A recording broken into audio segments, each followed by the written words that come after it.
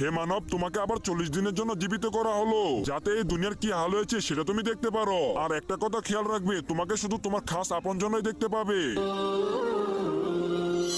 আরে ওই তো আমার বন্ধু, ওর সাথে কথা বলি। আরে বন্ধু এইদিকে দেখ, আমি আইছি। বন্ধু কথা শোনস না? বন্ধু আমার তো মনে হচ্ছে ও আমাকে শুনতে পাচ্ছে না। আরে ওই তো মুস্তাকিমের ছেলে, ওর সাথে কথা বলি। আরে কামরুল শোনো। আরে বাবা ভয় পেও না, এদিকে আসো, আমার কথাটা তো শোনো।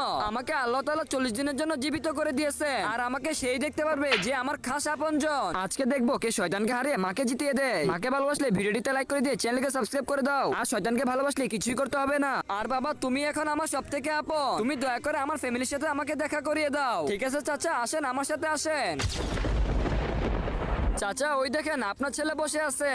আরে শান্ত, তুমি এখানে বসে জুয়া খেলতেছো? তুমি কি ভুলে গেছো যে তোমার বাবা কত